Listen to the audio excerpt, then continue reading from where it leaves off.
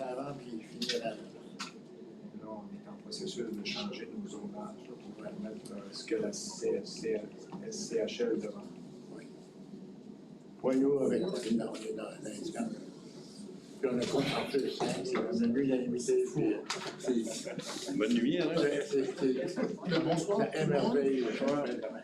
On va débuter par passer le temps. Donc, bonsoir à l'équipe, bonsoir au public et également aux journalistes.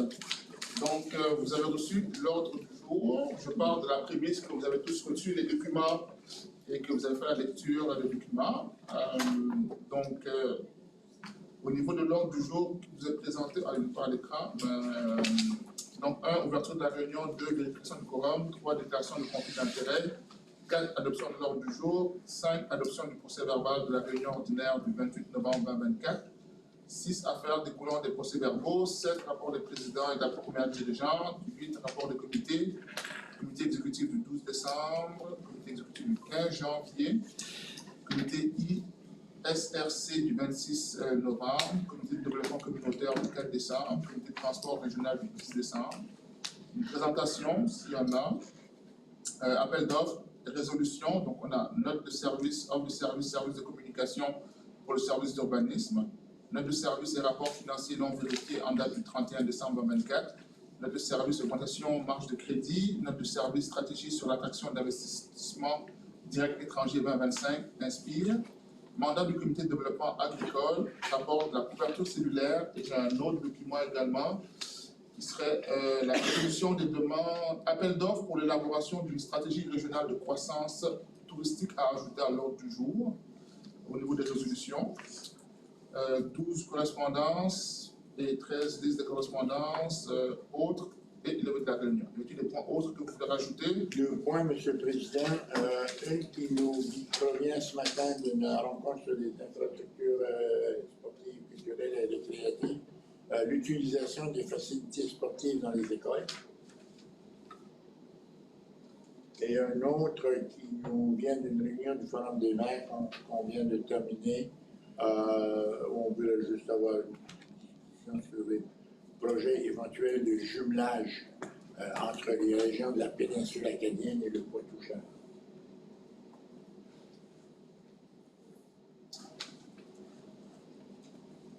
Ok. C'est noté, avec d'autres points que vous voulez rajouter. C'est bon? Donc, ça prend Denis Lousier propose et Georges Savoie appuie. Bernard.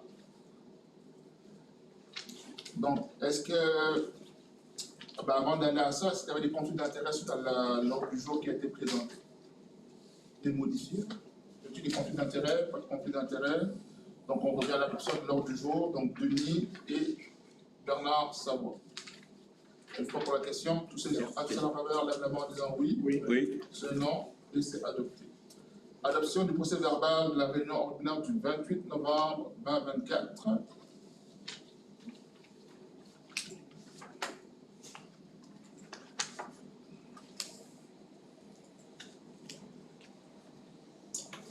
Donc, ça prendrait une proposition pour adopter l'ordre du jour, le procès verbal. Donc, Georges propose. Seconde. Denis Landry second.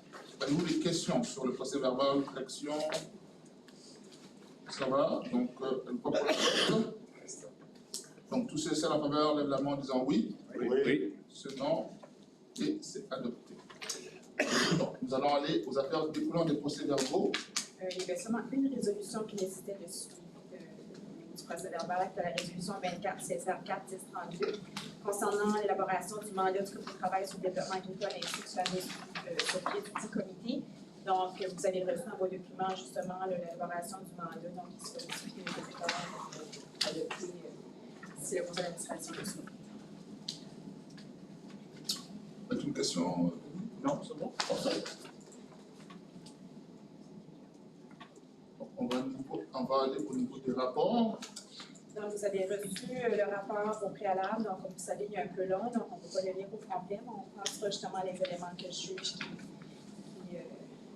qui je vais peut-être le souligner un peu plus fort. Puis vous savez également que le rapport est disponible également en ligne, donc que ce soit pour le public, que ce soit également pour les journalistes, donc si vous voulez le consulter en ligne, il est là.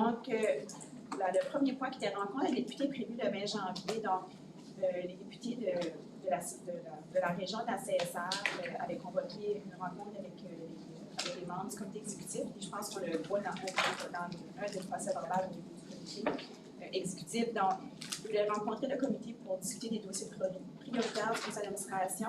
Les députés ont choisi d'annuler à la dernière minute, étant donné que le ministre Kennedy voulait rencontrer les membres du conseil d'administration, puis il ne voulait pas que ça rentre que c'était proche dans les mêmes dates. Donc, ils ont laissé vraiment la rencontre avec le ministre Kennedy. Donc, il devrait prévoir éventuellement une autre rencontre avec les membres du comité.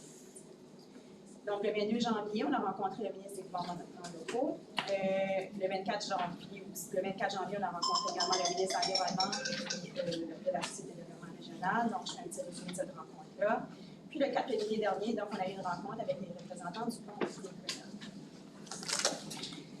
Si vous tournez à la page 2 du rapport, au niveau du service d'urbanisme pour la période du 1er novembre au 31 décembre 2024, donc on a eu 289 demandes qui ont été répondues au cours de cette période. Au total, pour l'année 2024, on a délivré 457 permis. À titre d'information, pour la même période l'année dernière, on avait délivré 569, donc 112 permis de moins que l'année dernière. La valeur de l'investissement au sol est inférieure également de 46 millions comparativement à 51 millions l'année dernière. Seuls 3 projets ont dépassé 1 million d'investissements cette année avec la nouvelle épicerie des Hautes-Tables avec un montant de 4,2 millions, 15 unités de logement arrangées à Caraquette pour 2 millions et 11 unités de logement arrangées à Négoire pour 1,75 millions. En 2024, il y a 157 unités de logement qui ont été créées durant cette année. Plainte d'infraction durant l'année 2024, le service a reçu 138 nouvelles plaintes sur les 279 dossiers d'infraction qui ont été traités cette année. 140 ont été fermés, 31 sont sur l'état des conseils municipaux, puis 85 sont toujours en traitement. Il y a à ce jour 20 dossiers devant la Cour. Autre point intéressant au niveau du service d'urbanisme, le 13 novembre, il y a une rencontre qui s'est tenue dans le cadre du programme pour les communautés côtières résilientes du climat CCRC. Donc, en collaboration avec Valorez, notre projet de plan régional d'adaptation au changement climatique a été retenu dans le cadre de ce programme financé par le gouvernement fédéral à la hauteur de 1,4 million pour 3 ans. Donc, c'est un projet qui se veut le projet d'adaptation que vous avez déjà eu au niveau municipal, mais c'est une version 2.0. Donc, puis, si vous avez des questions, je pense que Benjamin serait peut-être en mesure de répondre. C'est une très bonne nouvelle, en tout cas. Ça n'a pas fait beaucoup de bruit, cette annonce-là, malheureusement, mais c'est quand même un projet intéressant. Puis, je ne sais pas si Benjamin, tu Ça va être publié dans les réseaux sociaux dans les prochains jours, c'est ça? Oui. On attendait d'avertir le député, Oui, c'est ça. puis ça va être médiatisé. Donc, il y a eu beaucoup de rencontres également avec le conseil municipal de Caraquette pour valider leur nouveau plan municipal. Donc, on travaille avec eux pour la mise à jour, pour l'élaboration d'un nouveau plan municipal. Le 15, vous avez également participé, la majorité ont participé à une rencontre avec l'avocat de la commission, Basile Chiasson, concernant les procédures d'infraction aux règlements municipaux. Environ 50 conseillers étaient présents, donc je pense que les gens ont énormément apprécié cette rencontre-là.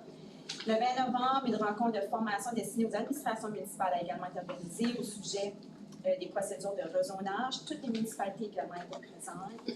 Puis le 20 après-midi, mais comme vous savez, on a participé au dévoilement du plan de développement de la zone agricole. À la page numéro 4, au niveau de gestion des déchets solides, au niveau du triage des matières recyclables, donc contrairement à la période de l'année passée, il n'y a eu aucun problème de surcharge de produits recyclables. Donc, le service n'a pas eu besoin de transporter des déchets recyclables à la CSR Westmoreland. L'équipe a travaillé vraiment fort pour essayer justement de décharger le plus que possible, de nettoyer le plus que possible le centre pour assurer que justement, durant la période d'été, une période extrêmement occupée, qu'on soit en mesure justement de traiter tous les matériels qui rentrent.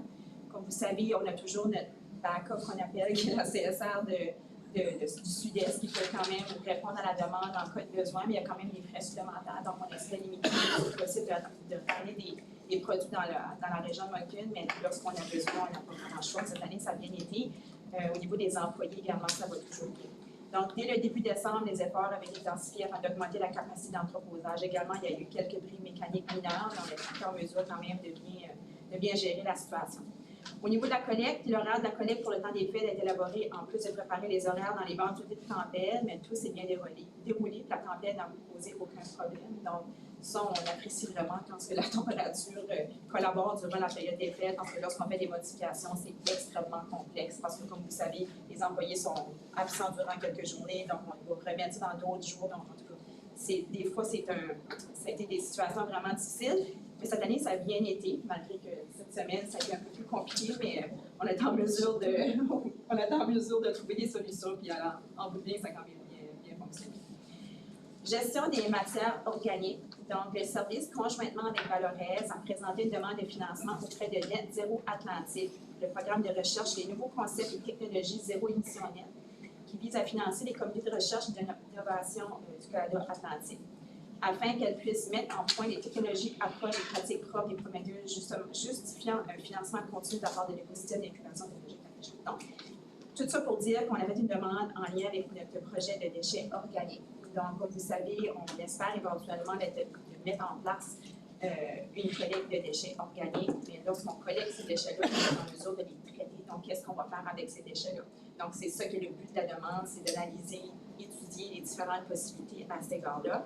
On a également aussi fait une demande auprès du Fonds de fiduciaire d'environnement pour ce genre de dossier-là. Donc, c'est un projet, je vous dirais, qui est prioritaire au niveau de la gestion des déchets solides. Au niveau du service de croissance régionale, communauté francophone accueillante, donc il y a quand même plusieurs municipalités de la région de la CSRPA, donc Caraquet, Rivière-du-Nord et Haute-Terre, qui ont reçu justement la bonne nouvelle de faire partie du programme de communauté francophone accueillante. Donc, notre service de croissance travaille en collaboration avec ces communautés-là pour justement partager probablement le travail à faire à ce niveau-là. Comité aviseur en développement économique. Donc, le gestionnaire en développement économique a tenu sa première rencontre avec son comité aviseur le 4 octobre dernier dans la municipalité régionale de Tracadie.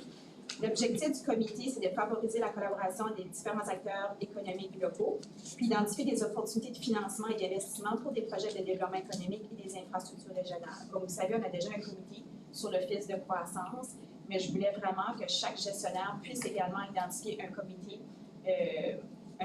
qui touche uniquement le dossier de développement économique. Également, on a le forum sur la main-d'œuvre qui touche uniquement le dossier de main-d'œuvre et également aussi le dossier touristique. Donc, on commence à mettre en place ces différents comités. Stratégie régionale de croissance touristique. Donc, c'est cette note de service qu'on vous a envoyée, là, je vous dirais, à la dernière minute, qu'il soit aujourd'hui ou hier.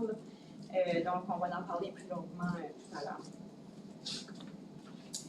Vous allez maintenant à la page 6 du rapport. Au niveau des embarquements par mois, au niveau du service de transport, dans le mois de novembre, 379, décembre, 220, parce qu'on a quand même moins de jours d'utilisation.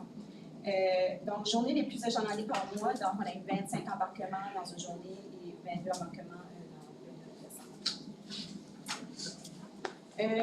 Page 8 de votre rapport, action l'équipe chauffeur. Comme vous savez, étant donné qu'on avait l'élargissement du service, mais ça prend justement des nouvelles personnes pour répondre à ces nouveaux trajets-là. Donc, en vue de l'expansion prévue en janvier 2025, 4 nouveaux chauffeurs permanents rejoindront notre équipe, portant le total à 6. Il y a également des chauffeurs remplaçants aussi qui sont disponibles. Donc, l'intégration pour la formation a débuté en janvier. Donc, maintenant, ils sont sur la route, puis ça va relativement bien. Réception des nouveaux autobus. Donc, on avait reçu 3 nouveaux autobus en novembre et décembre. Donc, celui à mobilité réduite. Puis là, la semaine passée, ouais, on a reçu nos 2 dernières. Donc, on les a tous. Maintenant, sous notre... qui sont probablement, je pense, localisés à Tracadie, à notre centre de transport de monde. Ils sont super. On va faire l'inspection sur la salle. Ah, OK. On va être localisé. Parfait. Donc, puis au niveau, justement, là, de la mise en place du nouveau service, je pense que ça va relativement bien. Je pense que tu veux pas faire aussi juste une petite aperçu par rapport à ça. Certainement. Je dirais que, comme n'importe quelle expansion, il y avait toutes sortes de petits détails à régler, mais je dirais que c'était quand même assez fluide dans l'intégration. Ce qui est la bonne nouvelle, on fait un petit peu d'avance sur le prochain rapport, mais la bonne nouvelle, c'est qu'il y a eu une utilisation par le point de Tracadie, justement, le trajet a été utilisé. Des fois, ça prend un moment avant que ça passe. Il y a une utilisation qui se fait dans la région, ce qui est une bonne nouvelle dans le contexte. Mis à part ça, ben là, on s'adapte avec les nouvelles particularités, le remplissage du chauffage, par exemple, le fonctionnement de tout ça, mais ça va relativement bien, je dirais. Merci. Au niveau de la sécurité publique, donc dans le mois de décembre, on a ajouté une autre personne de notre équipe, donc le gestionnaire en sécurité publique et incendie, donc M. Gaston Chiasson, qui a rejoint notre équipe, fort de 20 ans d'expérience, donc 11 comme chef pompier pour la région de Bertrand. Donc, il y aura pour mission de mettre en œuvre des recommandations d'études d'optimisation des services d'incendie et d'accompagner les partenaires régionaux en sécurité publique et mesures d'urgence. Je sais que M. Chiasson a fait déjà plusieurs rencontres, je pense qu'il a déjà fait le tour de toutes les, presque toutes, il n'en manque pas beaucoup, mais ça a bien été bonne réception également, donc on est heureux du travail qui est réalisé à cette heure depuis son année. Maintenant, à la page 10, rencontre avec la municipalité des Bois qui est CSA en Miramichi. Je sais que cette discussion qu'on avait eue, je ne sais pas si c'est dans le mois de novembre, mais dans une de nos dernières réunions, justement de s'assurer avec les différents programmes que la CSA Péninsule Acadienne offre, qu'on se coordonne bien également aussi avec la CSA en Miramichi, qui des fois va dépasser justement leur territoire, ils vont offrir des services également dans la région de Néguac. Donc, juste s'assurer qu'on a une bonne coordination pour ça. Donc, je sais que dans le mois de novembre, il y a eu des rencontres justement pour discuter avec les intervenants qui touchent le dossier financier frais. Donc, pour s'assurer qu'on peut bien travailler ensemble. Vous voyez également les dossiers au niveau de Planète Jeunesse. Vous voyez également les projets du comité pour chacune de vos communautés. Puis aussi, mise à jour de l'étude sur les infrastructures sportives et récréatives. Donc, le 26 novembre, le consultant Marc Leblanc est venu présenter la mise à jour de l'étude aux membres du comité. Donc, la version finale soumise en décembre sera déposée pour approbation depuis 2025. On l'a fait aujourd'hui. Donc, les membres ont approuvé l'étude. Donc, à la prochaine réunion de la CSR dans le mois de mars, donc, on vous demandera également de faire de même. Donc, d'approuver justement l'étude qui a été déposée en lien avec la mise à jour des infrastructures sportives et récréatives. Dossier d'itinérance dans la péninsule acadienne, donc les mois de novembre et décembre furent marquants pour l'avancement de ce dossier d'importance de notre région et ses citoyens vulnérables. La période froide était justement un élément déclencheur. Le centre de réchauffement d'urgence, le projet d'un centre de réchauffement d'urgence pour les personnes en situation d'itinérance priorisée face à l'impossibilité d'identifier un bâtiment adéquat. La municipalité régionale d'Arcadie a acquis un immeuble pour lever cet obstacle. Je pense que vous l'avez entendu, je pense amplement également. Je n'ai peut-être pas nécessairement besoin de faire un résumé, je pense que vous connaissez quand même la situation. Mais en bout de ligne, qu'est-ce qu'on s'est rendu compte, c'est qu'il y a quand même beaucoup de défis encore, beaucoup d'obstacles également à réaliser avant d'arriver justement à répondre comme on le souhaite sur ce dossier-là. Également aussi beaucoup de sensibilisation, beaucoup d'éducation à faire, puis on espère justement que l'étude qu'on travaille là, justement en collaboration avec deux chercheuses de l'Université de Moncton, on souhaite qu'on soit en mesure d'utiliser cette étude-là pour aller de l'avant puis mettre en place un plan d'action avec chacune des communautés. Donc, c'est ça qu'on espère. Ça, l'étude va être présentée grand public ou seulement limité On travaille avec les chercheurs justement du financement du fédéral pour aller de l'avant avec cette étude-là. On a créé, on a fait un comité raccourci, si on peut l'appeler comme ça, pour les aider à avancer justement tout au long du processus. On a littéralement l'année entière pour arriver à nos fins, si vous voulez, avec l'étude. Par contre, je l'ai mentionné à M. Gauthier, qui est impliqué au dossier, on va avoir des rapports de section, des rapports d'étape, excusez-moi, pour nous faire état de ce qu'on va faire. Par contre, ce que je tiens à rassurer tout le monde, c'est que ça ne deviendra pas un rapport de recherche universitaire qu'on pourrait voir comme des papiers scientifiques souvent. Les chercheurs vont nous faire un produit qui va être adapté à notre besoin. Donc, un peu à l'image de notre étude sur le logement obligatoire, comme on a fait on va diffuser, utiliser. Ça va être réfléchi. Ça devient un outil de travail pour nous. Je pense qu'il va quand même avoir, je pense que il y avait aussi des rencontres avec les citoyens et tout ça. Je pense qu'il va y avoir énormément de oui, il va y avoir des sessions. Je pense qu'ils veulent vraiment avoir le pouls de la population en général, donc je pense que c'est ça qui va être bien pour. Je pense que ça va être un bel outil justement de partage d'informations, de sensibilisation, d'éducation, parce qu'il y a encore beaucoup de choses à faire. Vous avez ciblé comme 20 personnes, mais je crois à la discussion, on a demandé d'avoir plus en nombre d'entrants. C'est ça. Intervenants et gens ayant vécu en situation de silence ou étant dedans actuellement. ça valide des questions posées par une personne, donc c'est pas l'accès au niveau de la littératie, tout ça, pour s'assurer que les gens comprennent bien le message, juste répondre des personnes comprenantes pour nous donner des vrais faits. Et l'étude va te proposer des solutions aussi. Absolument. OK. Ouais, c'est ça. Et également se pencher sur la prévention. OK. Un gros point à retenir en tête. Parfait. C'est l'étude. Deuxième. Oui, peut-être pour faire suite à la discussion, justement cet après-midi, on avait une rencontre avec le comité des méfaits là, qui touche un peu la situation d'itinérance aussi. On a discuté, Cédric a partagé les mêmes informations par rapport à l'étude. La préoccupation, d'une certaine façon, qu'on a, c'est certain qu'une étude, ça va nous apporter une cueillette de données, puis ça va nous apporter des données. Souvent, dans des situations comme ça, avant de faire des recommandations, on attend de faire la cueillette de données pour être en mesure d'avoir quelque sorte d'outils pour travailler avec. Là. Puis de ce qu'on peut comprendre, c'est que ça peut prendre quand même assez de temps. On sait qu'on est en retard cette année pour la situation du centre de réchauffement. On ne voudrait pas que l'an prochain, il se reproduise la même chose.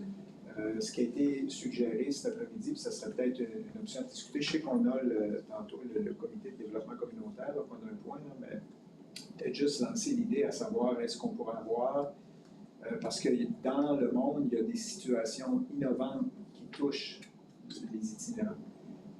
Il y a probablement des gens qui pourraient venir à la table ici de la CSR présenter des situations innovantes pour qu'on puisse quand même commencer à veiller dans des stratégies gagnantes, parce qu'il y a des exemples partout. Ça nous donnerait le temps à l'université d'avoir la cueillette de données, d'avoir cette information-là.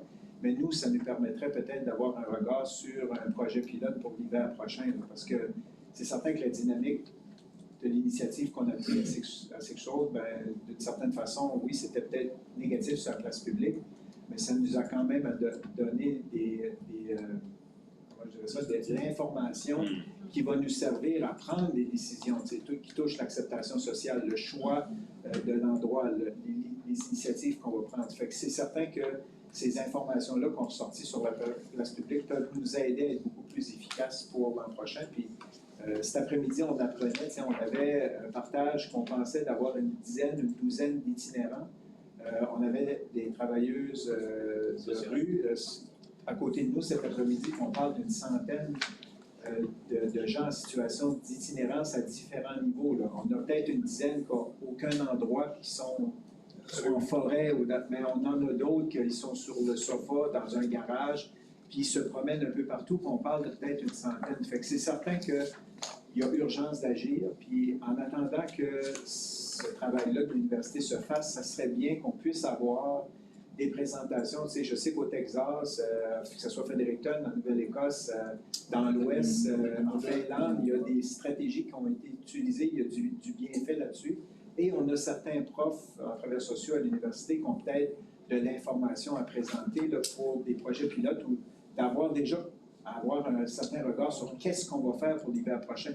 Plus tôt qu'on va agir, on ne vivra peut-être pas qu'est-ce qu'on a eu à vivre dans les dernières semaines. Juste pour ajouter sur cette réunion-là qu'on a eue. Tu sais, moi, je pensais que l'itinérance, il n'y en avait pas beaucoup. Puis, comme on a découvert qu'il y en avait une centaine, j'ai demandé qu'est-ce qu'était la moyenne d'âge pendant toute une trentaine d'années. C'est ça. À descendre. Non, à descendre. C'est pas vieux, là.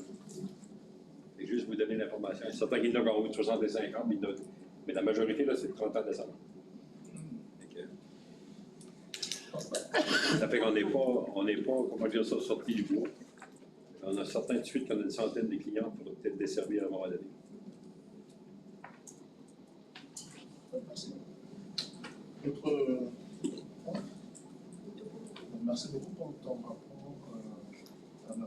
J'ai peut-être un point. Avez-vous des questions? Oui, c'est quelque chose sur le développement économique. Ceux qui ont rencontré Tracadie, peut-être juste faire mention qu'on a embauché un nouveau gestionnaire en développement économique et innovation, qui est Marc-André Brault. Ça fait que j'invite le groupe d'Inspire à rentrer en contact avec lui. Ça fait que c'est certain qu'il vient de rentrer, mais il va certainement, plus vite qu'il va baigner dans l'information et dans le travail, je pense que ça va faciliter son intégration aussi au niveau de la péninsule.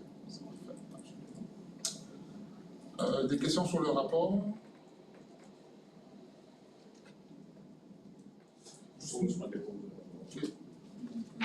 Georges propose. Bernard Delclos. Pour la question. Question? Tout cela, ça va en faveur de la main en disant oui. Oui. Non. Et c'est adopté. On va aller au point 8, rapport des comités. Comme vous le savez, on revient un peu en arrière parce que le rapport du comité exécutif du 12 décembre 2024. Donc, je vais faire un survol rapide des points qui ont été discutés. Le premier était l'accusé de réception de la lettre de la municipalité régionale Trakali qui s'est retiré du service d'urbanisme. Donc, ça, on a reçu, on a répondu. Il y avait toute la question du dossier d'itinérance aussi, que l'étude était enclenchée et nous sera enclenchée bientôt et 2 chercheuses de l'Université de Moncton, campus de Chicago, vont guider l'ensemble des communautés de la péninsule dans ce dossier. Donc, la première dirigeante en a fait mention tantôt. Au niveau, l'autre point, c'était au niveau du ministère de l'Environnement, donc au niveau de toute la question des zones humides qui ne sont pas présentes présentement sur les cartes du ministère de l'Environnement. Donc, par la suite, on a une rencontre avec le ministre de l'Environnement et de la SDR qui nous a assuré de sa collaboration et que le ministère travaille à mettre à jour également ces cartes-là pour qu'on puisse avoir un visuel sur les zones humides lorsqu'on vient à faire l'identification des terrains. Donc, il y a une collaboration qui va se faire également de la part du ministère. Donc, ça, c'est également un dossier qu'on suit de près. Et l'autre point, c'est le plan de développement de la zone agricole. Donc, la première dirigeante allait travailler sur l'élaboration du mandat du comité. Donc, on en parle également ce soir au point des résolutions. Donc, vous avez reçu le document sur le mandat du comité de développement agricole. Donc, je ne rentrerai pas dans les détails, mais on reviendra sur ce point-là lorsqu'on va parler dans les résolutions. Avez-vous des questions sur ce rapport? Oui. Bien, c'est lié au rapport, là, pas nécessairement sur le rapport. Les personnes qui vivent ou qui ont des terrains proches des terres humides, ça se peut-tu que le ministère de l'Environnement les a pas avisés? J'ai un cas tout de suite qui m'a appelé, là, qui a fait le permis de construction. Il a été avisé par la CSRPA que sa construction ne peut pas aller d'avant parce que le terrain qui faisait référence à est dans une zone de terre humide. Je vais rester une réponse, mais Benjamin, tu peux corriger. Il faut dire que les cartes utilisées par le ministère sont dynamiques. Elles changent d'une année à l'autre. Donc, ça peut être cette année, peut-être l'année dernière, ton terrain n'était pas identifié, mais quand la mise à jour a été faite, ça se peut que ton terrain a été identifié comme une zone humide. Parce que j'ai eu le cas à Louboulet où la personne voulait faire une piscine, ce n'était pas zone humide, mais quand il est venu à faire la demande, on dit, oh, il faut que tu fasses une demande au niveau du ministère de l'Environnement. Mais je ne pense pas que le ministère t'informe avant que tu fasses une demande. Avant que tu fasses la demande. Donc, il faut que tu fasses la demande pour savoir si c'est dans une zone humide ou pas. OK. À moins que si tu veux en rajouter. Non, effectivement, le ministère n'informe pas. C'est quand on fait une demande de permis, nous, on est comme le lien avec la réglementation du ministère de l'Environnement. On est obligé de lever le drapeau quand il y a une demande qui est proche des terres humides. Puis maintenant, c'est un passage obligatoire. Toutes les demandes de permis, on les envoie au ministère de l'Environnement pour qu'ils nous disent s'il y a une terre humide qui est cartographiée ou non cartographiée à côté de la demande de permis. Ça fait finalement, c'est vous autres qui pognent le coup en donnant la réponse. C'est ça. Encore une fois. OK. Encore une fois, Et oui. je pense que c'est la raison pour laquelle, lorsqu'on a rencontré le ministre, il mentionnait que s'il y a des projets d'envergure dans nos régions, le plus tôt qu'on sait si c'est zoné humide ou pas, le mieux que c'est que les employés du ministère peuvent justement travailler à la demande, parce qu'il y a une demande à faire si c'est dans une zone humide. Donc, c'est également un rappel. Donc, si vous avez des projets que vous savez, c'est qu'on a eu certaines régions des fonds pour la construction de logements. Donc, si jamais vous avez des projets dans une zone, dites aux entrepreneurs, le plus tôt qu'ils peuvent commencer à mettre la demande dans le système pour justement évaluer cela, ben, le mieux que ça va être pour leur projet, faciliter justement le traitement à ce niveau-là. Enfin, quand c'est un privé, là, c'est le même principe. Ah oui, c'est... Est-ce que le privé peut aussi compenser les formules de compensation à 7 piastres le mètre carré? Et je pense pas que ça... Ben, je ne m'ai pas informé si ça se faisait ou pas, là, ça se ferait. Oui, oui, ça se fait. Comment ça marche? Il faut d'abord qu'il y ait une évaluation de la terre humide, OK. l'importance de la terre humide, et puis après, c'est une question de compensation au mètre carré. Là. Pour, en d'autres mots, Il faut donner à des institutions qui vont gagner du terrain, ouais, des terres humides comme Canal Illimité ou d'autres organisations. ça marche pas bien pour les villes, mais. Non, c'est Ah, mais ça se fait, ça. Il y a. Il faut que le client fasse une demande, puis je sais pas, moi, si te donner un exemple, c'est 1000 pieds carrés. Ça veut dire que ça lui coûterait 5000 $ de compensation. Non, c'est par mètre carré, Par mètre carré. 1000 pieds carrés, tu aurais 100 mètres carrés. Non, mais excuse-moi, je me trompe. Ça veut dire 700 piastres. Oui, je savais que tu avais compris le génie, là, mais c'est. Mais ça reste quand même, c'est 1000 mètres, comment dire ça, 1000 C'est 7 piastres le mètre carré. mètres carrés, mais 1000 mètres carrés, ça donnerait 5000 $. Un mètre carré, à peu près 10 pieds carrés. Ça veut dire qu'une pièce, c'est C'est pas 85 bien, cm. la personne qui veut compenser, il faudrait qu'il mettrait 5000 $ pour faire plaisir au canard.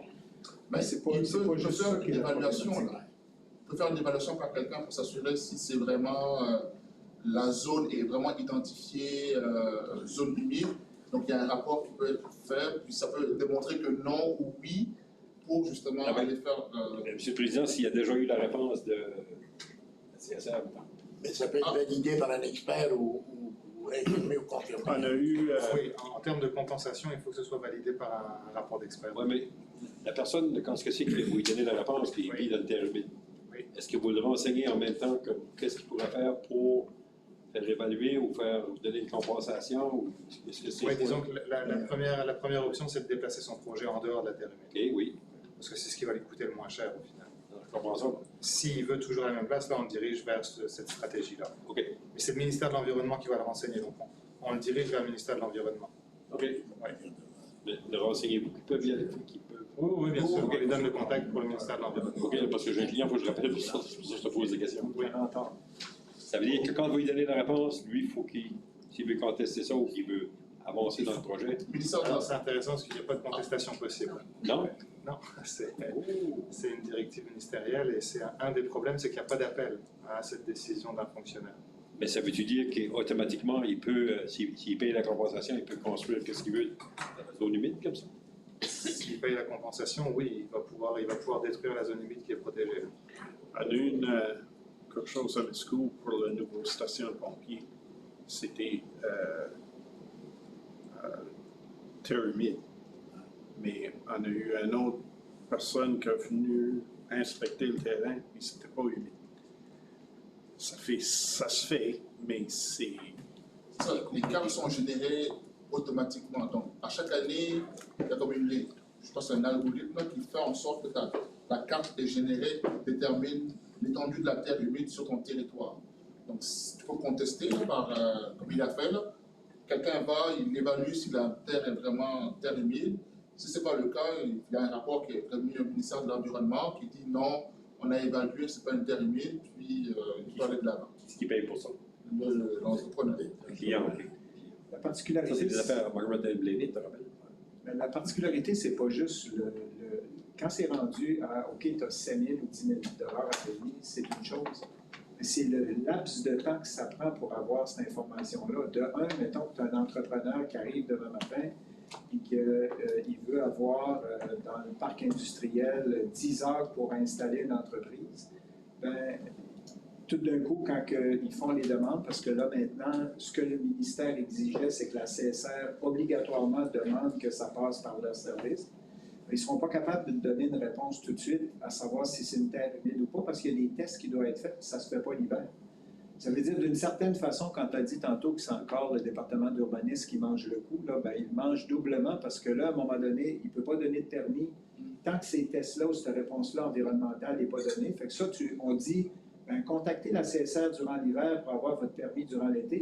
Mais là, il va falloir qu'on aille à l'environnement, on n'aura pas de réponse avant l'été. Puis là, tout le temps qu'il va y avoir ces tests-là, peut-être qu'une terre qui est considérée humide, quand les entrepreneurs vont aller faire des tests, ils vont déterminer, bien, finalement, ce n'est pas des terres humides. L'entreprise qui voulait s'installer ou le promoteur va avoir payé, parce qu'on a plusieurs entreprises tout de suite qui sont obligées de payer pour avoir ces données-là, cette information-là, pour prouver que ça l'est ou ça ne l'est pas des terres humides. Mais tout ce temps-là, il n'y a aucune construction, puis il n'y a pas d'installation d'entreprises où il n'y a pas de construction de bâtiments qui se fait. Nous, tout de suite, on a carrément le reste de notre parc industriel qui est impacté par rapport à cette décision-là. Ça fait que, puis on voudrait avoir des, OK, c'est comment qu'on a à payer, mais avant, il faut qu'on sache exactement, il faut qu'il y ait des tests, il faut qu'on ne peut pas avoir ces réponses-là tout de suite. Là. Mais là, si on, je ne sais pas combien de demandes qui rentrent, mais si on a 150 demandes de permis, puis que ça s'en va tout là-bas, ben c'est qu'est-ce qui va arriver là? Ça va être encore, bon ben là, ça ne marche pas dans la péninsule, on peut pas construire rien parce que il n'y a rien qui avance, qu'on ne peut pas avoir nos permis à cause de, ben c'est ça. Là. Ça fait que c'est pas juste une question de payer, c'est tout cette démarche-là, ce processus-là. Je veux dire, toute la péninsule, on est entouré d'eau. Il y a des terres humides certains qui sont entourés d'eau. Ça veut-tu dire que nous autres, on est pris que le développement va être au ralenti encore plus? Parce que c'est pas vrai que le ministère a toutes les ressources pour avoir ces données-là comme ça.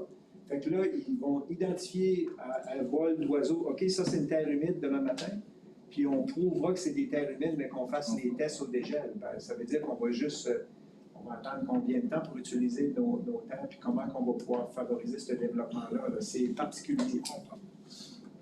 Mais comme je dis, c'est un dossier à suivre. Je veux dire, c'est tout nouveau, c'est une nouvelle procédure, là, donc c'est un dossier qu'il faudra suivre et travailler en collaboration avec le ministère, parce que c'est eux qui ont mis la règle. Donc, nous, il faut qu'on voie de quelle façon on peut faciliter cela pour autant le personnel, la population en général que nos entrepreneurs. Mais tu as tout à fait raison. C'est complexe un petit peu, mais... Puis là, qu'est-ce qui arrive? On a qui ont eu des permis pour construire, mais ils n'ont pas eu le saut de l'environnement. Ça fait que là, tout de suite, ils se ramassent avec soit des amendes ou des restrictions ou des démarches pour ne pas pouvoir faire avancer le projet. Puis tu as une entreprise qui fonctionne. Là. Fait que c'est assez particulier. À suivre. À suivre, oui. Donc, avais-tu d'autres questions sur le rapport du comité exécutif du 12 décembre? Sinon, ça prendrait Joseph propose, quelqu'un qui appuie. Donc, Robert, donc pour la question. Monsieur Saint-Robert lève la main en disant oui. Oui. Non, et c'est adopté. On va aller au rapport exécutif du 15 janvier.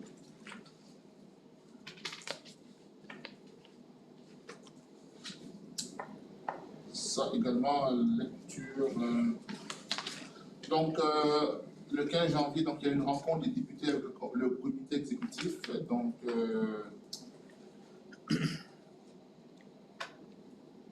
différents dossiers ont été abordés, dont le rôle des CSR, le financement des CSR, la couverture des réseaux cellulaires. Donc, en fait, c'était la préparation à la rencontre à venir avec les députés qui a été finalement annulé pour justement laisser place à la rencontre avec les ministres du gouvernement locaux. Mais les points qui ont été abordés ici ont été ramenés au ministre de la SDR et des changements climatiques. Donc, je reprends.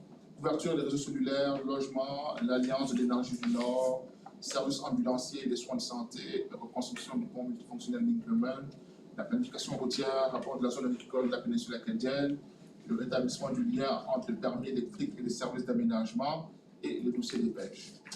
Après ça, la première dirigeante a présenté lors du comité exécutif le rapport sur la couverture cellulaire, dont on fait également mention au niveau des résolutions. Donc ça, on reviendra là-dessus à ce niveau-là. On a également fait un suivi sur la stratégie de développement de logement, donc les demandes qu'on allait faire auprès de la SDR pour aller chercher du financement pour justement la mise en œuvre de la stratégie de développement du logement dans la péninsule acadienne. Et le dernier point, c'était au niveau d'un plan municipal et optimisation du service d'urbanisme. Donc, ça, on aura des résolutions à prendre également au niveau des résolutions. Donc, que l'entreprise, la boîte d'urbanisme avait soumis une offre à 49 000 $ plus TVH afin d'effectuer le plan municipal de Rivière-du-Nord. Puis, donc ça, c'est également une résolution qui va être votée tantôt au point 11. Il y avait également le dossier d'itinérance, donc on a également eu à discuter. Puis, au niveau des recommandations, donc il y avait un petit règlement qui est l'élaboration d'un plan stratégique en attraction d'investissements directs étrangers. Et ça également, c'est un point qui fait partie des résolutions que l'on va faire tantôt. Avez-vous des questions sur le rapport du comité d'éthique 15 janvier? Sinon, ça prendrait quelqu'un pour Denis Lausier, puis Bernard Servo. D'accord pour la question? Donc, tous ceux qui sont en faveur, lèvent la main en disant oui. Oui. Et c'est adopté. On va aller au rapport du comité ISRC.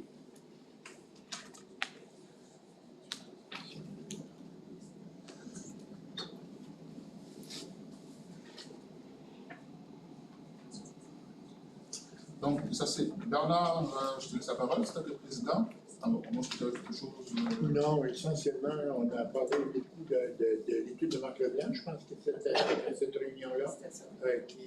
où on a jeté les bases, si vous voulez, là, de ce qui seraient les formules, les méthodes pour les partager, etc. On a transmis aux membres avec l'option d'aller voir vers quoi on doit, s'il y avait des recommandations, des changements. Et cet après-midi, on a eu une réunion qui a confirmé l'acceptation du rapport. Et comme Mélanie l'a mentionné, il sera déposé la semaine prochaine. Pour l'essentiel, c'était ça le projet. Bien sûr, on est toujours en discussion. Le dossier du pont des communes revient constamment parce que les gouvernements, en particulier le gouvernement provincial, nous ramènent souvent là, sur le dossier parce qu'ils sont appelés l'étudier puis ils étudient des démarches. De toute évidence, la CSS va appeler un grand rôle. Y a-t-il des développements, Bernard, après la réunion qu'on avait eue avec... Écoutez, on a, cet après-midi, il y a eu beaucoup de développements. Si on se fie au rapport que nous a fait Francesca ce matin de la César et Mélanie qui sont sur le dossier, c'est un dossier mobile qui change à tous les jours. Mais pour résumer tous les enjeux qu'on a dedans, il a une démarche faite pour pouvoir faire application, je pense, d'ici la fin du mois. La semaine prochaine. La semaine prochaine au plan vert canadien là, sur le transport actif. Le gardien au Québec, c'est vraiment un même dossier. Là. Oui. En fait, un genre de pont suspendu. Oui. Parce que si les coûts étaient plus... Là, il faudrait l'attacher sur des liés. Non, mais je comprends, mais ça reste quand même, ça pourrait être c'est long. Là. Oui, tout à fait. Mais écoutez, ce qu'on a su ce matin, sans tomber dans les détails, c'est aussi complexe que ce l'était, même s'il y a des correctifs par rapport à des affirmations qu'on a eues. Si bien que là, ce qui est demandé, c'est une subvention en transport actif qui ouvre plusieurs portes à partir de l'envers. OK. Oui, ça, il y a une demande qui va être faite. Au moins, puis après ça, on va voir. Comment on peut... Comment on peut le trafiquer? D'autres questions par rapport au rapport? Moi, ça prendrait. On a fait la proposition, ça prendrait un appuyeur. Georges. Vous pour la question? Question? Donc, tous ces faveurs lèvent la main en disant oui. Oui. Oui. Et c'est adopté. Comité de développement communautaire, donc le rapport du 4 décembre 2024. Donc, ça, le président. C'est moi. Joseph. C'est ça, la rencontre, c'est ça, le lieu le 4 décembre. On avait eu le rapport de la coordinatrice d'inclusion et développement communautaire, c'était Suzanne, les activités qu'elle avait passées au niveau des activités de la reconnaissance bénévole des personnes péninsulaires. Il y a beaucoup de choses qui s'est répétées tout à l'heure par la dirigeante. L'année de jeunesse, forum de sport, l'année de jeunesse, sommet des parents. Puis il y avait l'AGA d'autisme péninsulaire qui a participé, rencontre préparatoire ensemble pour vaincre la pauvreté, qui était à Fredericton, le comité du musée à la péninsule, le comité d'itinérance, développement du rapport sur le logement, rapport des comités régionaux de la résilience, mais ça, Maggie Boutillier fait part du dossier de l'itinérance, qu'on travaille dessus, continue. Comité sur la réduction des méfaits, dossier sur le changement climatique, implication dans les dossiers relatifs au développement communautaire, implication du RCC, initiative Pensée Frais, déplacement péninsule, bibliothèque de semences, livres sur le jardinage, connaissances simples dans les bibliothèques, coudre pour le coudre pour soulager, saladier communautaire pour les ventes M. Mon bien-être, j'y travaille, santé mentale, masculine. Puis il y avait le rapport du comité Planète Jeunesse qui est acadien de Hardway, Mme Vanessa Savoie, qui nous a parlé d'une embauche qui est entrée en fonction un agent de projet, Sommet des parents, Forum Sport, sous les comités Planète Jeunesse, Caracat Acadie, Chupagan, Néguac et Hardway. Rédaction d'un plan d'action pour 2025. Accroissement de la visibilité, participation de différents événements, conférence provinciale annuelle de la Planète Jeunesse. Puis il y avait le plan stratégique qui était au niveau de la Commission sur les services régionaux de la Pince-Académie, l'état des dossiers. Mise à jour de l'application des infrastructures des programmes sportifs de loisirs, comme tout à l'heure, vous l'avez mentionné. Je ne sais pas si Parfait, merci M. Joseph. Une question sur le rapport. Pas de questions. Joseph, on fait la proposition. Bernard Thériault appuie. Pour la question? Question. Donc, tous ces sénateurs lèvent la main en disant oui. Oui. Et c'est adopté. Au niveau du comité de transport régional du 10 décembre 2024, donc comme vous le savez, plusieurs choses ont été faites et réalisées depuis cette rencontre-là, mais essentiellement lors de la rencontre, on a discuté de la tarification pour les organismes à but non lucratif et les entreprises qui voudraient louer le service d'autobus sans autant faire concurrence au privé. Donc c'est également toujours en discussion ce point-là. On a également fait un retour sur la fin du projet de déplacement pour les nouveaux arrivants. Je pense que c'est pour nous de succès également. On a fait également état des services de déplacement péninsule. La première dirigeante en a fait également mention dans son rapport. L'arrivée de la flottille, donc ça on sait qu'elle est arrivée. Comme on l'a dit tantôt, tous les autobus sont prêts, sont présents sur le territoire. L'approvisionnement en propane, ça a également été complété sur le site à l'aéroport de Port-Mouche. Sans le transbordement. Ça avait été une des options. Ouais, on a finalisé les nouveaux trajets, donc ils sont effectifs. Donc ça roule bien à ce niveau-là. Et il reste à vérifier ou à discuter l'ouverture des services du jour férié. Donc, qu'est-ce qui va rester à faire dans les prochaines étapes? C'est la tarification pour le service d'autobus. Donc, comme vous le savez, le service également est gratuit jusqu'au mois de juin, c'est ça? Donc, la prochaine rencontre du comité, ça va être un point qui va être discuté. Les horaires d'ouverture, donc tout de suite, c'est le matin jusqu'à 6h. Et puis, 6 à 6 à peu près. Donc, on va également regarder à cela. La mise en place des nouveaux trajets qui a été fait et le lancement qui a été évidemment fait. Donc, c'était pas mal ça qui complétait un petit peu le rapport du transport régional. Avez-vous des questions sur le rapport? Juste savoir quand est-ce que c'est quelle est la date prévue pour tous les autobus soient sur le chemin. Oh oui, tu peux y aller.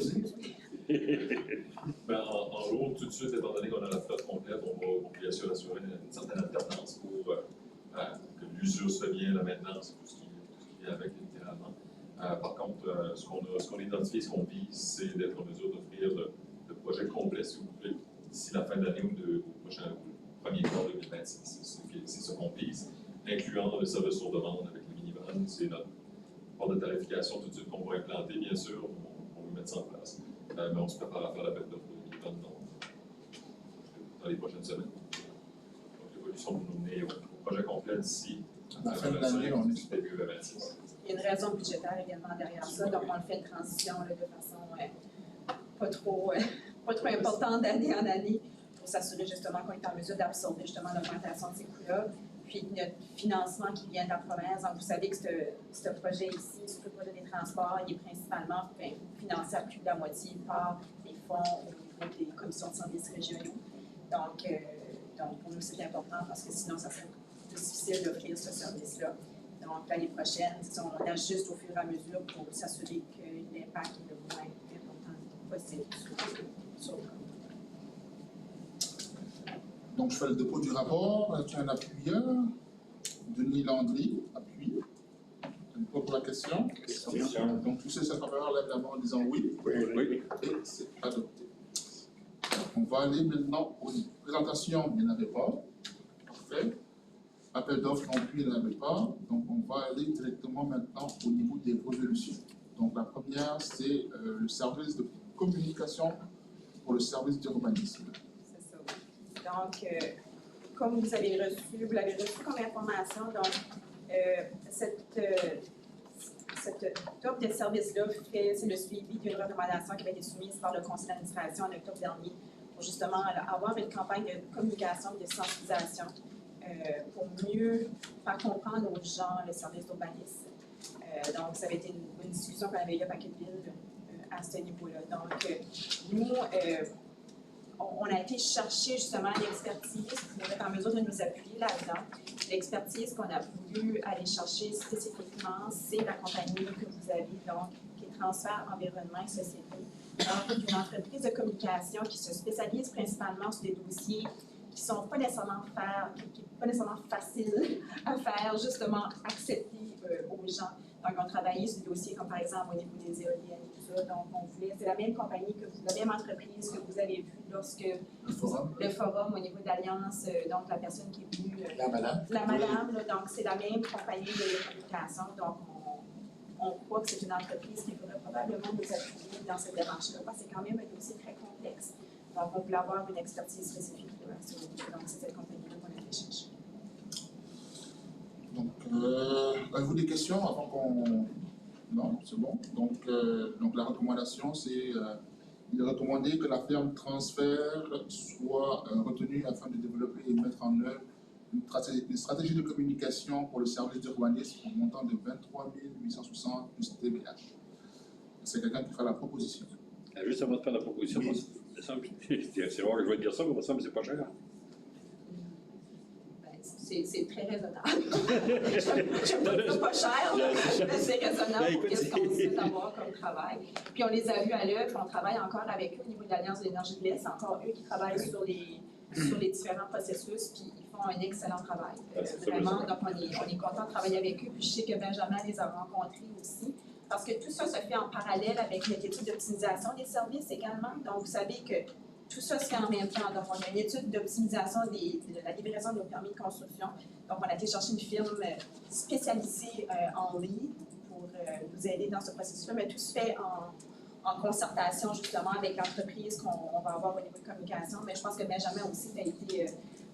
je pense que tu as apprécié les rencontres que tu as eues. Oui, j'ai eu un bon sentiment. Juste à leur parler, on voit que c'est pas leur premier rodéo, là, et puis qu'ils connaissent de quoi ils parlent, et puis ils sont tout de suite allés droit au but sur l'information qu'ils nous ont demandé pour être en mesure de commencer assez rapidement leur stratégie. C'est impressionnant. Le prochain dossier, ça va être l'itinérant. On va les organiser pour les itinérants. Ouais, ça peut, je sais qu'ils vont nous accompagner dans la question d'acceptation sociale pour les projets d'énergie éolienne avec l'Alliance du Nord, ou énergie renouvelable, on va dire ça. Oui. Donc, je pense que ça va être une belle ressource à avoir. Donc, Georges propose, Robert. Êtes-vous prêt pour la question? Question. C'est ça, Robert lève la main en disant oui. Oui. Et c'est adopté. L'autre point, c'est la note de service et rapports financiers non vérifiés en date du 31 décembre 2024. Donc, encore une fois. Oui, vous avez reçu les documents au préalable. Je crois que Rachel a quand même fait un excellent travail pour vous expliquer là, en détail exactement les petites variations au niveau du budget, mais au niveau de nos rapports financiers. Donc, en général, la CSA pour l'année 2024 s'attend un surplus d'environ 40 000 au niveau de ses financiers. Donc, on n'a pas eu de surprise, je vous dirais, majeure dans le budget. Donc, on est en mesure de bien assumer Et les surprises, là, étant donné aussi qu'on a eu quand même énormément de financement de différents projets, que ce soit au niveau du fédéral, au niveau du provincial, pour venir aussi compenser certaines activités qu'on faisait, étant donné justement qu'on avait justement un budget prévu pour l'année 2024.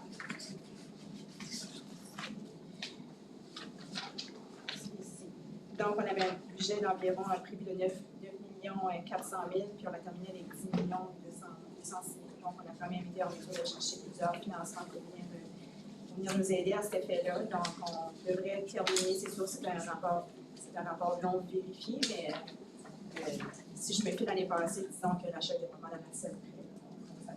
On s'attend environ approximativement 40 000 dessus. Pas de pression, Rachel, hein? On dirait que c'est pas beaucoup, mais c'est bien qu'il y a déficit. Ah? Je dirais que c'est pas beaucoup, mais c'est bien qu'il y a déficit. Oh, ouais, c'est bien, c'est vrai. Question? Oui. Ah, tu proposes donc Denis et Denis.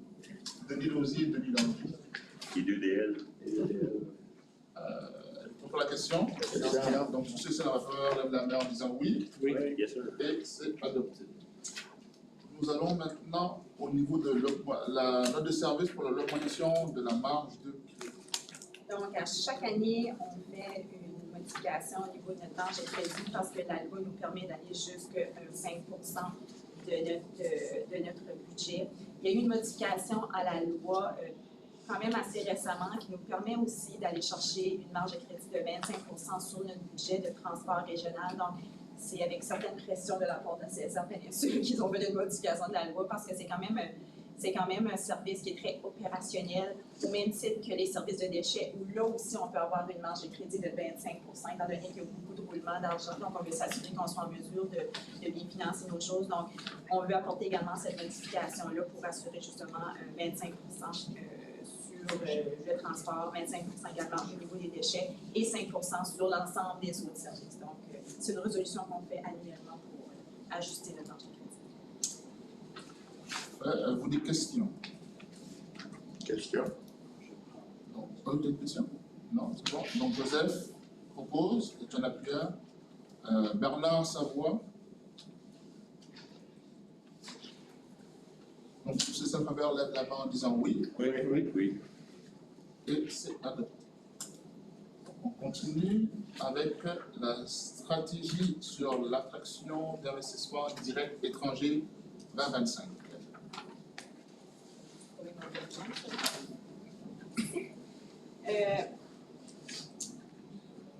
Donc, vous l'avez également lu dans le comité exécutif, donc on l'avait apporté au comité exécutif, il y avait une recommandation à cet égard-là.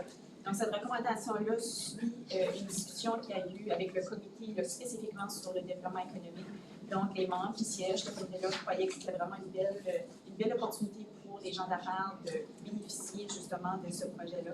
Donc, vous avez la recommandation de faire application sur un projet, mais ce projet-là aussi est conditionnel, comme vous le voyez, conditionnel à l'obtention de la subvention fédérale, parce qu'il faut quand même être en mesure d'avoir ce financement-là. Donc, la recommandation...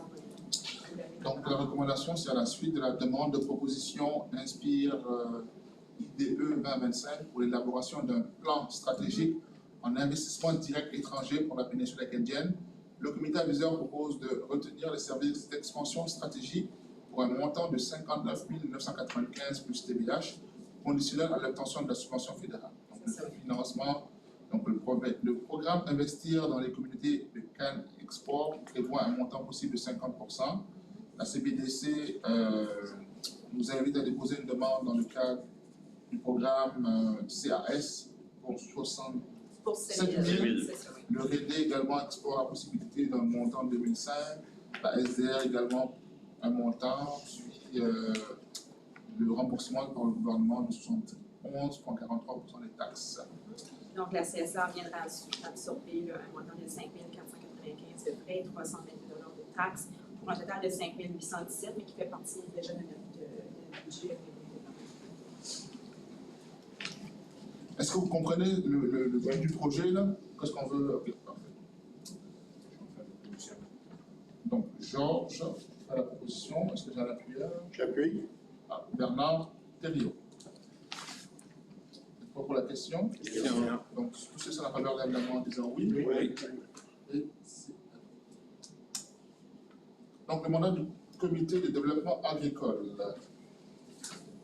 Donc, ce mandat-là, justement, fait partie d'une recommandation qui avait été mise sur le conseil d'administration, je crois, à la dernière réunion.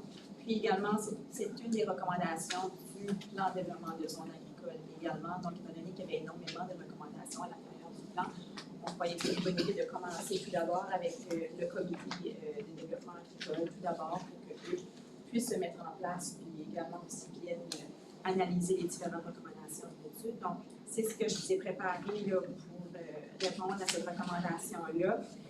Dans le mandat, vous avez au point numéro 3, après l'identification des différentes représentativités sur ce comité-là, vous avez des sollicitations d'intérêt public qui seront effectuées afin de pourvoir les postes destinés à la représentation du secteur des affaires et touristiques.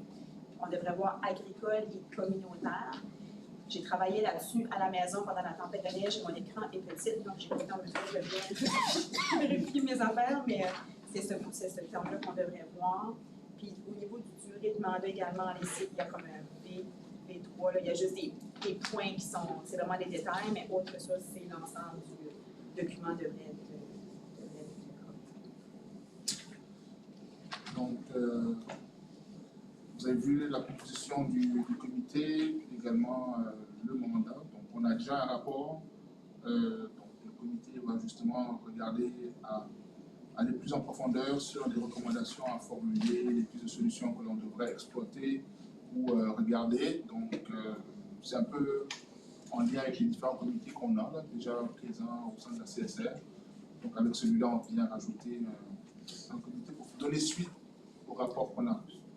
La prochaine étape va être aussi de faire des appels publics pour voir qui seraient les intéressés, surtout dans les secteurs au niveau producteurs agricoles et représentants des associations agricoles.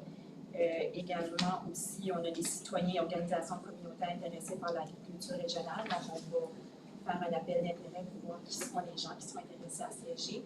Par la suite, la composition du comité sera portée à la table et sera votée comme on le fait habituellement pour les différents. Ça va-tu demander une certaine expertise pour embarquer sur le comité? Oui, mais lorsqu'on parle justement producteurs agricoles et représentants des associations agricoles, donc on vise quand même les gens qui sont vraiment dans les domaines. Et au niveau des citoyens, organisations communautaires intéressées par l'agriculture régionale, je pense qu'on va avoir des gens qui sont mesure d'apporter de façon constructive, justement. La raison pourquoi je reviens, l'ancien ministre des Ressources naturelles. Ah oui, mais c'est ça, mais je pense que municipalité et district rural. Oui, c'est ça. Mais. On pourra le solliciter, on pourra lui envoyer l'invitation. Oui, tu pourrais dire non. Donc, il y a Georges qui propose. Est-ce que j'ai un appui? Denis, lui aussi. Pour la question. Tous ces sénateurs signifient leur consentement en disant oui. Oui. Et c'est adopté. Donc, le rapport de la couverture cellulaire. Donc, ça, c'était une demande qui avait été faite par le conseil d'administration également, ça fait quand même quelques mois de ça.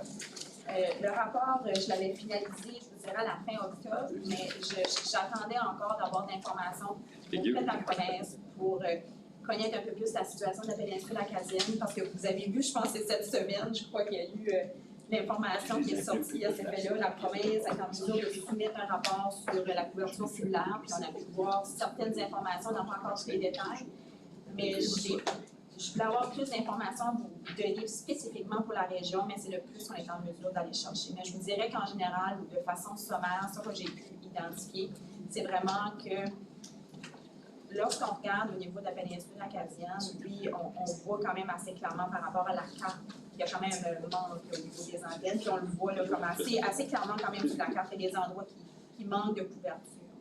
Mais en général, je vous dirais que la province était un peu à l'arrière par rapport à son analyse de la situation, qui fait qu'elle n'a pas pu bénéficier dans les dernières années de projets importants au niveau des subventions que le fédéral pouvait offrir là, au niveau de la construction d'antennes, contrairement, puis comme vous l'avez vu dans le rapport, là, contrairement par exemple à la région de Québec, à la province de Québec ou à la province de la Nouvelle-Écosse, ou que pour eux, ça faisait quand même quelques années qu'ils avaient été en mesure d'identifier leurs lacunes. En identifiant les lacunes, mais tu es en mesure d'identifier tes besoins. Donc, la promesse n'en fait pas l'arrière avec ça.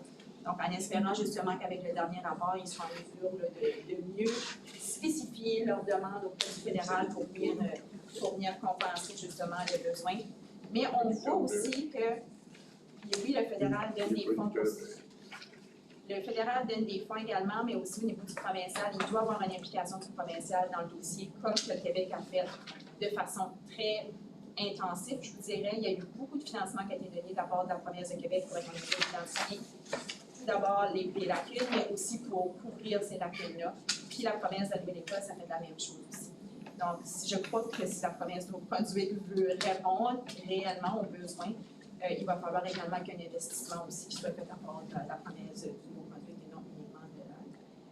Mais en tout cas, donc vous avez vu, j'ai été chercher quand même pas mal d'informations, puis si vous avez des questions. Oui. Questions, commentaires? Si je regarde ça, c'est correct, tu as bien couvert le dossier de Tabarouette.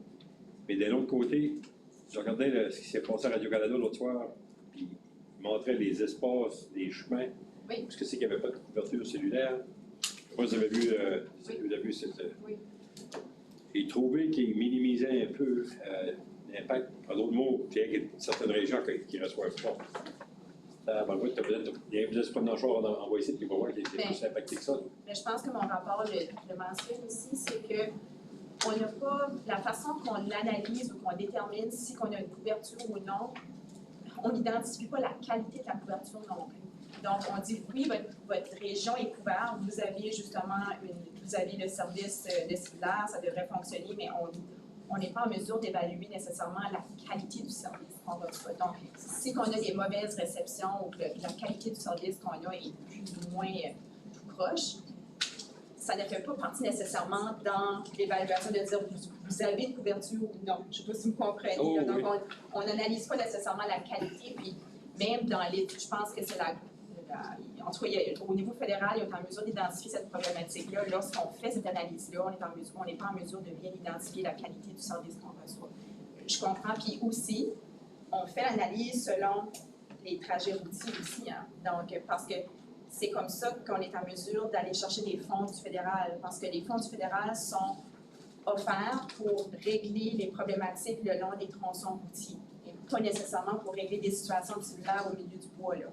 Donc, c'est pour ça, je crois que la province a quand même maximisé leur travail au niveau des trajets routiers, mais la qualité du service n'est pas nécessairement identifiée dans ça. Non, parce que, donner l'exemple de Colette Paquetville l'après-midi pour vendre la Paquetville, il a perdu le service. OK, mais tu ne perds pas pour un kilomètre ou deux, là, tu perds juste un espace assez pour être en beau maudit. Tu as perdu ton appel. Fait que, mais c'est juste ça, les autres, s'ils disent, bien, je regardais Radio-Canada, la manière qu'ils ont fait leur évaluation, les autres, c'est une bonne couverture, ça. Parce que tu fais rien que des petites sections. Il reste quand même que tu perds la couverture quand même. Il y a une particularité avec, on veut avoir une meilleure couverture, mais il y a l'acceptation sociale d'avoir des tours. La particularité avec le 5G, c'est que c'est des zones qui voyagent à courte distance. Quand tu parles de qualité de service, à un moment donné, tu peux avoir deux tours, on va dire qu'il y a un service, mais il y a un service d'une part parce qu'il faudrait peut-être qu'il y ait 3 ou 4 autres tours d'installer. Puis, il y a une particularité pour les tours. Il faut que tu passes par un processus de consultation publique. On a 2 qui a été érigé à Tracadie, puis ça a fait les manchettes. Puis, il y a la question d'acceptation sociale. Les gens ne veulent pas nécessairement avoir une tour à côté. Ils veulent tout avoir un bon service cellulaire, mais ils ne veulent pas avoir la tour qui va permettre d'améliorer le service aussi. Puis, il y a tout le processus. Tu n'installes pas une tour demain matin sans demander la permission à personne. Il faut que ça passe par un processus de permis pour être en mesure d'en faire l'installation. Puis il y a une consultation publique qui doit se faire à proximité. Il y a même des gens qui jugeaient que la consultation n'était pas assez large parce qu'il y a d'autres personnes qui restent plus loin, qui n'étaient pas d'accord avec ça, qui auraient voulu participer aussi dans la consultation. Fait que le défi est de taille. Puis ça fait partie. On va être obligé d'embaucher, comment ça s'appelait? La firme. Ça ne reste pas en temps des Je pense que cela dénote ou amène la nécessité d'avoir justement le processus au niveau de l'acceptation sociale, que ce soit dans tout, qu'est-ce qu'on va faire. Ouais, exactement. Il y a un processus d'acceptation sociale, que ce soit itinérance, séminaire ou autre. Si on veut améliorer les situations, puis les gens ne veulent pas, ben, il n'y a pas grand-chose comme municipalité on peut faire. Je veux dire, à un moment donné, c'est terriblement dur de faire la balance entre les deux. c'est ça. Donc, Il va y avoir le service, mais pas dans le. Il ne faut pas oublier que quelques années passées, il y a eu un mouvement dans la péninsule, puis je pense que c'était, je ne me rappelle pas quel organisme, mais je sais qu'il y a eu des présentations. Une des présentations que j'ai assistées était à Caraquette au centre plein air, puis ce qu'on disait aux gens, c'était de ne pas aller de l'avant avec le 5G parce que c'était des ondes très nocives, puis au niveau du cancer. Ça fait qu'à un moment donné, il y a eu de la promotion qui a été faite aussi, fait qu'il y a des gens qui ont resté accrochés là-dessus. C'est un peu comme l'histoire des vaccins, là. À un moment donné, il y a une partie de la population qui s'en va dans une direction, puis s'il n'y a pas d'éléments contradictoires ou des données basées sur la recherche, ben, je veux dire, l'acceptation sociale joue son effet domino. C'est tout des trompistes. Mais une chose est sûre, pour avoir une meilleure couverture, ça va prendre plus de tours. Exactement. Il n'y a pas mille façons, là. Mais nous autres, on a donné le OK pour te faire une appareil vite, puis je veux dire quoi, là, tout est là, il reste il manque un gâteau. On dirait que, tu sais, on peut dire que, ben, c'est parce qu'il manque de tours, mais là, nous dire qu'on a tout fait les démarches, tout est fait, les contrats sont signés, tout. La maudite tour apparaît pas. Il y a une raison d'affaires aussi, là, puis on le mentionne là-dedans. Dans les régions rurales, Ah oui. très difficile d'ériger des tours sans avoir des subventions qui viennent encourager ce travail. Donc, on le voit dans les autres régions rurales. Puis je pense tant aussi longtemps qu'on n'aura pas justement ces subventions-là qui viennent améliorer les chances que les régions rurales sont bien couvertes, je pense que ça va rendre le processus encore Ah, puis difficile. les compagnies, les méga sièges social à Toronto, ben, C'est ils ça. sont fous éperdument de nous autres dans les régions rurales. C'est une question d'affaires. ouais, il y a une nouvelle compagnie, Eastlink, Eastlink, ouais. qui est basée en C'est le Nouvelle-Écosse, qui a ouvert un bureau à Tracadie. Eux aussi, ils ont dans l'idée de diriger des tours. Donc, on va voir, je sais pas, on leur a donné, on a dit oui, mais ils n'ont pas encore installé. Là. Je sais que c'est le hockey, là. Ils ont eu le hockey à Saint-Sauveur, ils l'ont jamais fait. Ouais, c'est ça. Au moins, ils ont le hockey. Ils ont eu le hockey à Saint-Dison, ils l'ont jamais fait. Là, on vient de nous donner récemment le hockey à Paquetteville, puis on ne voit pas de tour encore. Une tour ne réglera pas le problème. Ah, ben, C'est qu'à un moment donné, il non, ben, faut que ça soit accepté partout pour qu'il y ait une ligne continue puis qui justifie l'investissement. Il en a fait une à Lorville, l'autre est supposé être à Saint-Sauveur, l'autre est supposé être à Saint-Dison, puis l'autre à Paquetteville. Mais tu sais, le réseau de tours serait là, mais il manquait des tours. C'est quand même important. Le dépôt du rapport, Oui. ok. Oui. Donc, Bernard Thériault, Merci, Bernard. Denis Landry, appui. Donc, c'est un dossier qu'on continue à suivre, puis également l'association francophone, c'est un dossier prioritaire pour eux aussi. Donc, il y a également d'autres discussions qui vont venir à ce niveau-là, donc c'est à suivre.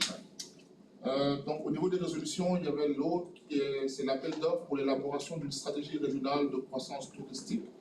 Donc, ça, c'est un document également qui a circulé par après ce matin. Un peu plus tard, parce que justement, on a seulement eu une nouvelle, je pense que c'était hier, par rapport à ce dossier-là, on a dit on va l'apporter aujourd'hui, étant donné qu'au lieu d'attendre dans le mois de mars pour passer la résolution, parce qu'on aimerait commencer le plus rapidement possible. Je ne sais pas si Geneviève, tu peux peut-être faire un petit résumé, parce que je pense que vous êtes déjà au courant de l'initiative de la César par rapport à ce travail-là. Ça fait quand même longtemps qu'on en parle, mais ça a pris du temps avant qu'on reçoive la lettre d'offre de la PECA, parce qu'il y a eu beaucoup de changements en cours de route qui a été fait par rapport à l'appel d'offres.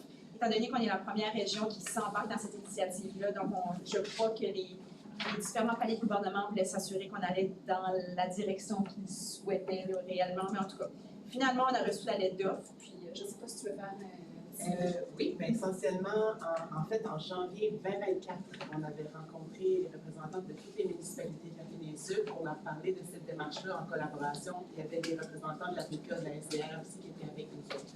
C'est vraiment une démarche qui partirait des communautés. C'est d'établir une stratégie de croissance touristique régionale pour l'ensemble de la péninsule, mais que ce serait vraiment les communautés qui identifieraient leur propre potentiel touristique, mais il y aurait de l'accompagnement, bien sûr, de fait là-dedans. C'est vraiment une autre approche de planification stratégique, puis c'est beaucoup inspiré du Global Sustainable Tourism Institute qui est à Terre-Neuve, dans le fond. C'est vraiment une nouvelle approche que la PECA préconise. Puis, étant donné que c'est une nouvelle approche, ben, ça occasionnait que les formulaires de demande de financement, etc., n'étaient pas encore nécessairement adaptés à cette nouvelle réalité-là.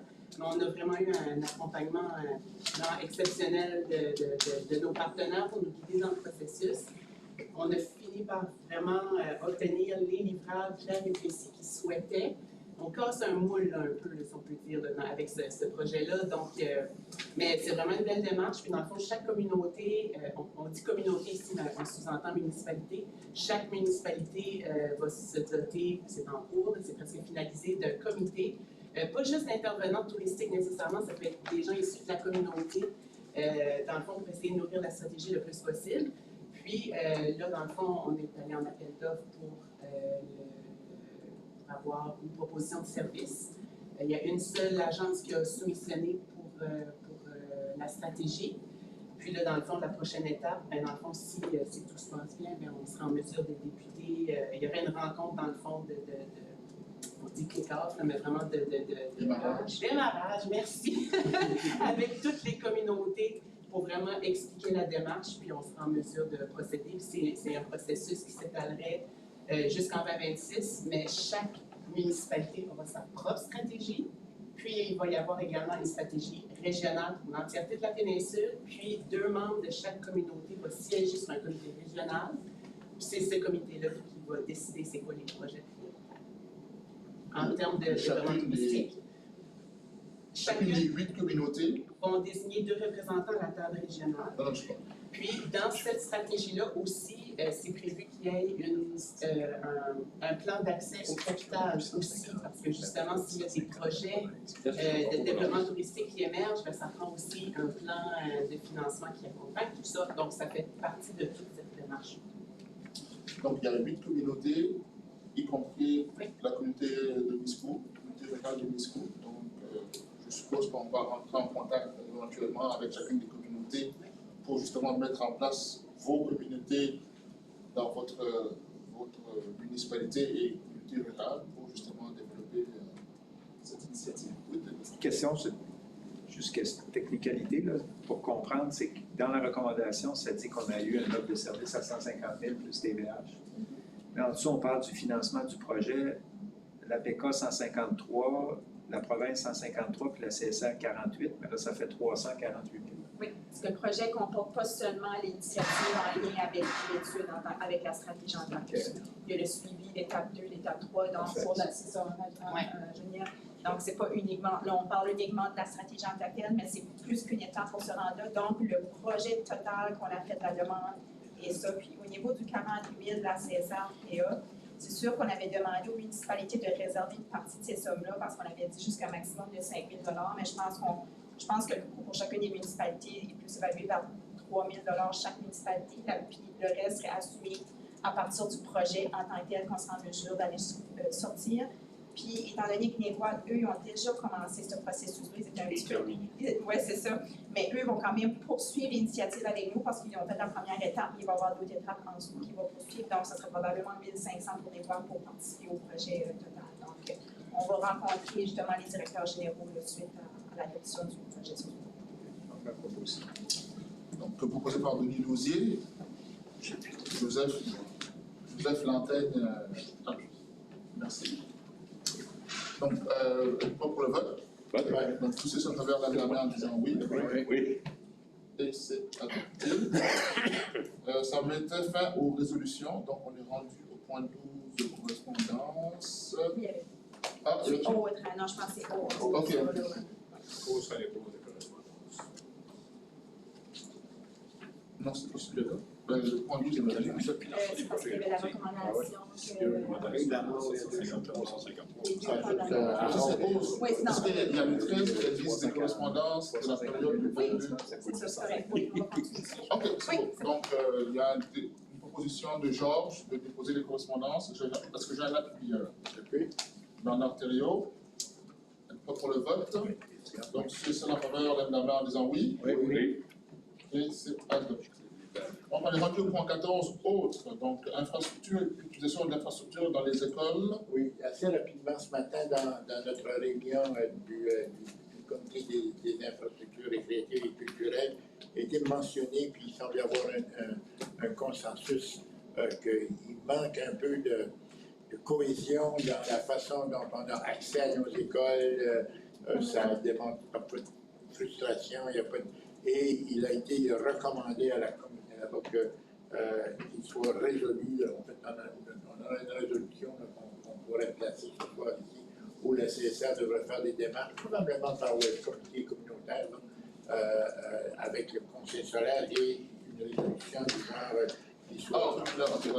Je ne sais pas si ce n'est pas la même que celle-là, en tout cas que la CSR entretienne des discussions avec les districts scolaires du Nord-Est, et ce afin d'augmenter, d'améliorer le taux d'utilisation des facilités sportives des écoles par la communauté. Tout simplement, qu'on enclenche un dialogue avec les écoles. Ce qu'on reproche, c'est que ce n'est pas régulier. Il y a des écoles où c'est possible, il y a d'autres endroits où c'est disponible les fins de semaine, il y a d'autres endroits c'est le concierge qui mène l'école, veille à toutes sortes de scénarios. Bien, Monsieur le Président, on fait une recommandation à cet effet. C'est ça que j'ai fait à Paquetteville, c'est le coach qui est concierge. Oui, mais c'est. Donc, il y a une recommandation sur la table de Bernard, justement, initier un dialogue avec le titre scolaire pour rendre accessible les infrastructures scolaires. Donc, Joseph appuie. Avez-vous des questions sur la proposition? Est-ce que d'autres écoles, je sais que chez nous, l'école, il y a une entente avec le conseil scolaire, le ministère et puis la municipalité pour se servir de l'école? Parce que le statut communautaire, là, je pense, Tous les terrains d'école. ils ne sont pas tous en cache pas. Non, Rien du tout. Tout à fait. Tout de suite. Non, mais vous étiez les pionniers à ce moment-là, puis je pense que Denis Bujoul l'avait apporté également. Ça fait longtemps que le service entendu. À d'autres endroits, c'est l'inconsistance des règles. Mais qu'est-ce qui arrive, c'est que quelques années passées, les écoles, puis pour avoir été directeur, c'est que c'est une source de revenus, ça fait qu'ils fonctionnent par location. Fait que le gymnase est loué, si mettons que c'est le gymnase qui va être utilisé, puis il y a les frais de concierge, il y a les frais de location au pied carré à l'heure. Fait que c'est devenu.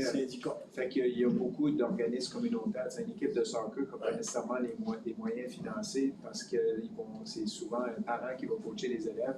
Ben, ils n'ont pas accès au gymnase parce qu'il faut qu'ils payent, il faut qu'ils payent la conciergerie et ces choses-là. Là. À Niguac, ben, c'est ça, il y a une entente parce que c'est une école communautaire. Tout de suite, il y a un comité qui vient d'être formé, là, puis je vais parler pour Pacadie, pour la polyvalente. Puis c'est ce que le comité essaye de faire, un peu comme la démarche de faciliter la communication de la CSR avec le district. Mais là, c'est l'école, la polyvalente avec la municipalité pour voir même s'il n'y aurait pas un dépôt équipement pour l'école, puis un dépôt équipement pour le communautaire, puis qu'il y aurait même un employé de la municipalité qui ferait des horaires, une certaine gestion, un genre de directeur de loisirs. Ça fait qu'il y a cette approche-là parce qu'il y a un besoin, justement, parce que les écoles sont pires. C'est les seuls gymnases qu'on a, puis ils sont pires. Et Francis Cole l'a mentionné ce matin, les initiatives que vous êtes à faire d'organiser, en tenant compte du fait que vous avez les Jeux d'Acadie en 2025. Exactement. Puis quand on va plus loin avec l'histoire du terrain synthétique de soccer, au départ, c'était de le faire à proximité d'une école, donc puis maintenant, on change de trajectoire justement parce qu'on n'a pas cette flexibilité-là d'utiliser les infrastructures provinciales. Fait que si ça devient un achat de terrain, ben là, à un moment donné, c'est la municipalité qui va avoir la pleine gestion et l'utilisation. Fait que c'est une approche surtout, puis peut-être mettre en relief le plan de jeunesse là, avec l'initiative. Il y a toute une question de gratuité. Si on veut que les jeunes soient moins dans la drogue, moins de problèmes de santé mentale, ben, ils doivent faire de l'exercice. Et là, même des organismes provinciaux ne permettent pas cette gratuité-là ou cette facilité-là pour faire de l'activité physique pour bénéficier des avantages préventifs sur la santé. C'est une excellente initiative. Donc, c'est proposé, appuyé. Avez-vous d'autres questions? Alors, on passe au vote. Donc, tous ceux qui faveur lèvent la main en disant oui. Oui. Et c'est adopté. L'autre point haut, c'était le jumelage péninsule acadienne et Poitou-Charentes. Oui, ça, c'est une résolution qui émerge d'une rencontre qu'on a eue ce soir au Forum des maires avant celle-ci, où on a reçu récemment la visite de la France et le sénateur René Conglier, qui faisait partie de cette rencontre-là, nous a amené l'idée qu'il y a une augmentation de l'intérêt du gouvernement français en collaboration avec la province du Nouveau-Brunswick de refaire ou de réaligner les concepts de relations entre la France et le Canada, mais surtout autour du concept de jumelage. Cette fin, c'est Sébastien Roth, je pense, qui s'appelle, qui a été nommé là, dans une entente spéciale entre le gouvernement du Nouveau-Brunswick et le consulat de France, qui voit justement voir comment il peut avoir ce poste de jumelage.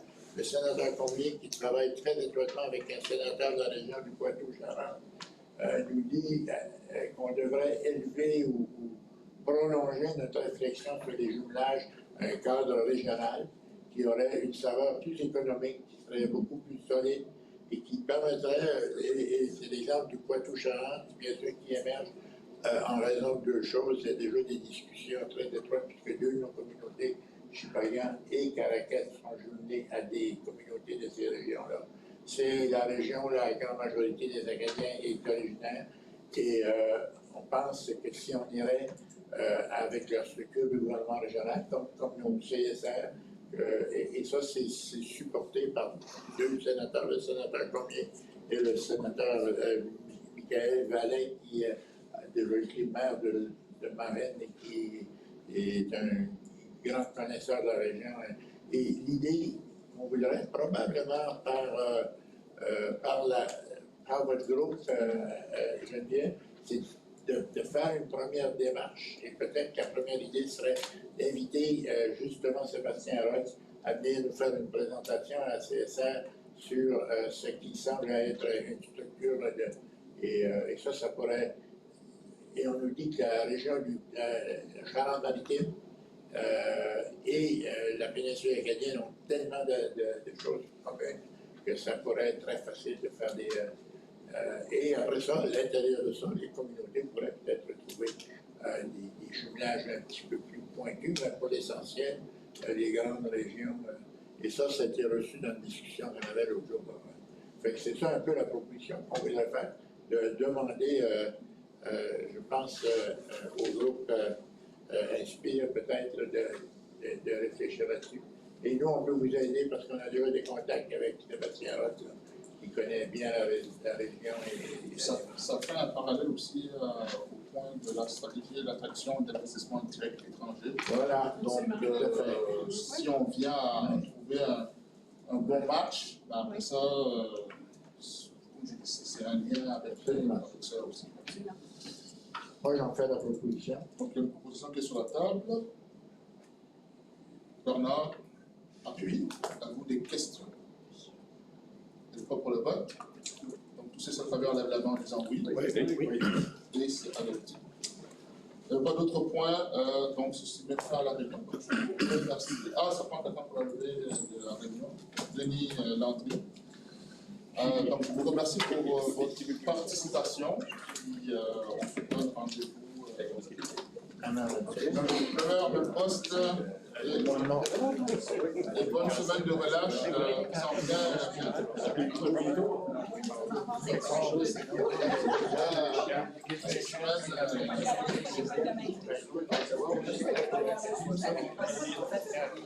Yeah, because I only found out about it like 2 days when the video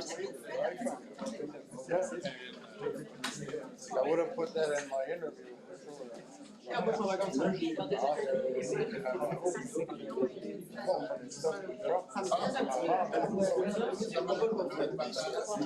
Oh my God.